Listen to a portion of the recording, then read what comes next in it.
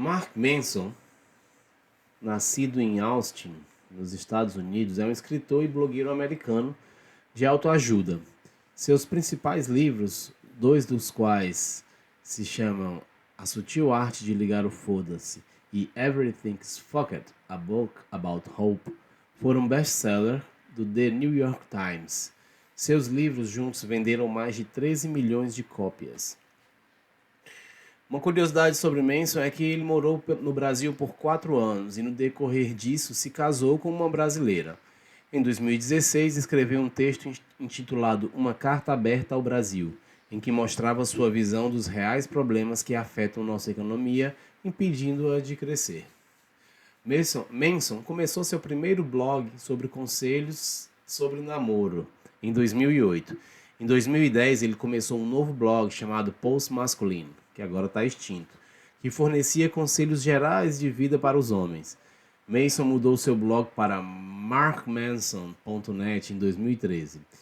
Em 2015 ele publicou um artigo no blog The Subtle Art of Not Giving a Fuck, que formaria a base do seu segundo livro com esse mesmo nome. Vamos à leitura. A Sutil Arte de Ligar o Foda-se. Resenha crítica. Aceite os aspectos negativos da sua vida. Manson começa o seu livro com a história de um homem que, durante grande parte de sua vida, foi um completo fracassado. A sociedade o rotulava como um grande perdedor. Esse homem, Charles Bukowski, alcançou sucesso em sua carreira como escritor, mas isso não fez com que ele deixasse de se sentir um perdedor. Em seu túmulo está escrita a seguinte mensagem: não tente. A história de Bukowski está presente em diversos livros, filmes e seminários que pregam que, para vencer as suas dificuldades e se tornar grande, você não pode desistir. Nunca desistir se tornou uma espécie de clichê do mercado de autoajuda e continua sendo repetido à exaustão. Manson nos diz que esse conselho positivo de autoajuda está, na verdade, contribuindo para a sua infelicidade, uma vez que ele deixa claro tudo o que você não possui, especialmente dizendo que, para melhorar, primeiro você precisa se sentir péssimo sobre quem você é. Manson insiste que a abordagem convencional de pensar positivo nos ensina que precisamos ignorar muitas coisas: bons carros, corpos perfeitos, uma casa grande.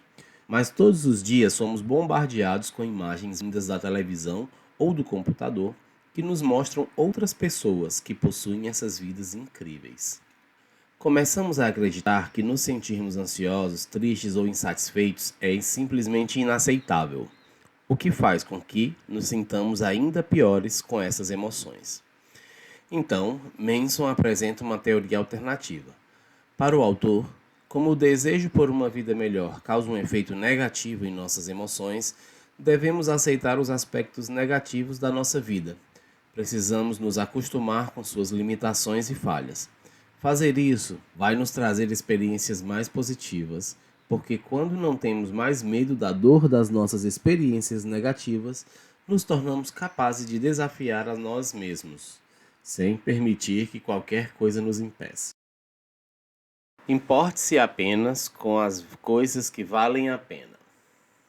Manson é rápido em explicar que ele não quis dizer que uma pessoa deve ser indiferente a tudo em sua vida. Esse tipo de pessoa, na visão dele, é um psicopata. Ele não defende que temos que ficar nem aí para tudo e todos, levando uma vida apática. O que recomenda é que, em vez de ser indiferente, você deve aprender como se sentir confortável com a diferença. Isso significa não se importar com o que alguém pensa sobre sua roupa ou sua escolha de carreira. Significa defender suas escolhas frente às adversidades. E para enfrentar a adversidade, você deve primeiro aprender a se importar com coisas maiores que a adversidade, superando as dificuldades triviais da vida para se preocupar apenas com os problemas que valem a pena. Nós temos o controle sobre as coisas que nos importam, e é preciso escolher com o que queremos nos importar. Você tem a escolha de se importar ou não com as coisas que acontecem em sua vida. Então, você precisa escolher se importar apenas com as coisas que são realmente importantes. Manson conta a história do pai de um príncipe que decide poupá-lo de todo o sofrimento humano. Um belo dia, este príncipe descobre o que seu pai fez e fica horrorizado com o estado do mundo fora de sua bolha. O mundo lá fora é muito diferente do que acontece no seu dia a dia. Esse príncipe acreditava que iria alcançar a felicidade se vivesse longe de todos os prazeres do mundo, mas isso não funcionou. Esse príncipe se tornou conhecido como Buda, e sua filosofia de que a dor e a perda são uma parte inerente da existência humana e não devem ser evitadas, espalhou-se por todo o mundo e continua a ser praticada até hoje. A ideia principal é essa: você pode escolher a felicidade todos os dias de sua vida em vez de imaginar que um dia será feliz. Então, pare por um momento e faça uma escolha deliberada de que será feliz agora. Pare de pensar que você é excepcional. Apenas sentir-se bem com você mesmo não significa nada, a menos que você tenha uma boa razão para se sentir bem. Nos anos 60, uma tendência na área da psicologia começou focada em ajudar as pessoas a desenvolverem uma melhor autoestima. A teoria era de que pessoas que se sentem bem com elas mesmas se saem melhor na vida e causam menos problemas. Escolas, igrejas e empresas começaram a utilizar essa teoria. As pessoas eram bombardeadas com mensagens dizendo que eram excepcionais e capazes de alcançar grandes coisas. O grande problema é que muitas pessoas escutam essa mensagem e acreditam nela, mas nunca fazem nada para serem excepcionais ou bem-sucedidas. Essas pessoas acreditam tanto em si mesmas que se tornam autodestrutivas e narcisistas. E algumas vezes acontece o contrário. Algumas pessoas que sofrem experiências traumáticas ou frustrações começam a acreditar serem especiais devido à sua dor. Elas começam a se ver como vítimas. Essas pessoas acreditam que podem ter um comportamento ruim porque foram vitimizadas por algo fora do seu alcance ou do seu controle. Esses comportamentos levam as pessoas a assumirem uma postura egoísta e fazem com que elas acreditem que o mundo gira ao seu redor e dos seus sentimentos. O fato de sermos constantemente bombardeados com exemplos de pessoas extraordinárias e excepcionais na TV e na internet também não ajuda. Quando nos comparamos em nossas realizações àquilo que vemos, nos sentimos medíocres. Isso fez com que a mediocridade se tornasse um novo padrão para o fracasso. A simples ideia de que todos podem ser extraordinários é impossível. Ser assim não é fácil. Muitas vezes é simplesmente inalcançável. Seu esforço constante para ser extraordinário e excepcional é ruim para a sua saúde mental. E a cura para esse sofrimento é aceitar que muitas das coisas que você faz e quem você é são medíocres. Quando aceita que nem tudo que faz precisa ser extraordinário, você aprecia as coisas simples da vida. Agora que chegamos na metade da leitura, vamos nos aprofundar nos elementos principais para realmente ligar o foda-se e obter uma vida mais plena de sentido e realizações. Aceite o fracasso e a dor. Você pode ser sua própria fonte de inspiração. Você pode ser sua própria fonte de motivação. Sempre que quiser, você consegue agir e fazer algo.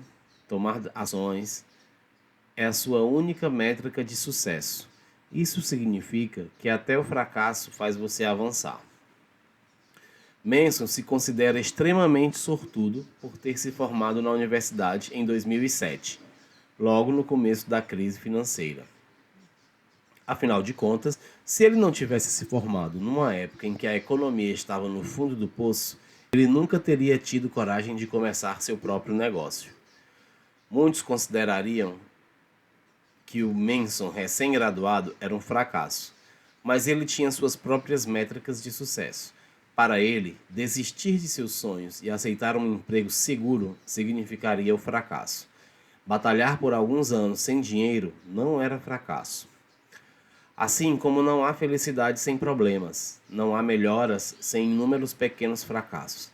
Afinal de contas, as crianças caem inúmeras vezes quando estão aprendendo a andar, mas elas se levantam e tentam novamente. Evitar o fracasso é um comportamento aprendido e é um comportamento que devemos impedir para crescer e melhorar. Novamente, precisamos definir bons valores para nós mesmos, atitudes que devemos tomar diariamente para melhorar nossas vidas. Abraçar o fracasso vai muitas vezes significar sofrimento, desconforto e medo. Manson dá o seguinte conselho sobre como lidar com o medo do fracasso. Quando você está com um problema, não fique parado, faça alguma coisa. As respostas aparecerão. Atitudes não são o efeito da motivação, e sim a causa dela. Faça as escolhas corretas. Querer sempre ter tudo pode te levar a não ter nada. É isso que Manson descobriu após viajar por anos ao redor do mundo, pensando estar vivendo uma boa vida. Ele viajava de cidade a cidade, de cama a cama, nunca ficando tempo suficiente para ter amigos ou relacionamentos de longo prazo. Mas o que ele acreditava ser liberdade acabou não sendo nada. Manson retornou aos Estados Unidos, estabeleceu-se em uma cidade e se casou com uma mulher. Desistir da ideia de liberdade que ele tinha enquanto viajava permitiu que ele tivesse uma família e uma comunidade que deram mais sentido à sua vida. Isso não significa que viajar não é valioso ou que todos se comprometerão e terão famílias. Não existe uma receita formal para a felicidade. Isso significa apenas que em algum ponto de sua vida você precisa escolher o que é importante para você e esquecer o que não é. Manson percebeu que a família e a comunidade eram importantes para ele e, assim, ele teve que dizer não às viagens e à vida na estrada. Rejeitar certas escolhas definiram Manson e permitiram que ele criasse uma nova identidade. Aceite que todos morreremos. Aceitar o fato de que todos morreremos é uma das coisas mais difíceis que você vai fazer, porque o ser humano possui um terror inexplicável da morte. Somos apenas animais capazes de contemplar nossa própria mortalidade, e é muito fácil ficarmos obcecados com o terror da morte. Mas, paradoxalmente, isso nos leva a desperdiçar nosso tempo. Apenas quando ficamos confortáveis com a morte, podemos aprender como aproveitar o tempo que temos. E a única maneira de ficarmos confortáveis com a morte é nos concentrarmos no legado que queremos deixar. Como você quer que o mundo mude com sua presença? Se você tem bons valores, você vai querer deixar o mundo melhor. Isso significa acreditar em alguma coisa maior do que você e trabalhar para servir a algo maior. Algumas pessoas acham isso na religião, outras na comunidade, mas o ponto é deixar que sua percepção da morte mude e deixar que isso transforme sua maneira de viver e ver sua vida. Notas finais. A chave para ser uma pessoa feliz está em construir um conjunto de valores melhores. Quando seus valores são realistas, construtivos e estão sob seu controle, você é capaz de conduzir sua vida cheia de desafios saudáveis. Faça uma lista dos seus valores e pense em quais deles são ruins e quais são bons. Busque maneiras para transformar seus valores ruins em valores bons. Você está se iludindo, pensando que é extraordinário ou excepcional, quando na realidade não fez nada demais? Pense sobre isso e transforme seus pensamentos em ações. Da próxima vez que você enfrentar um problema difícil de resolver, não fique parado, faça algo a respeito.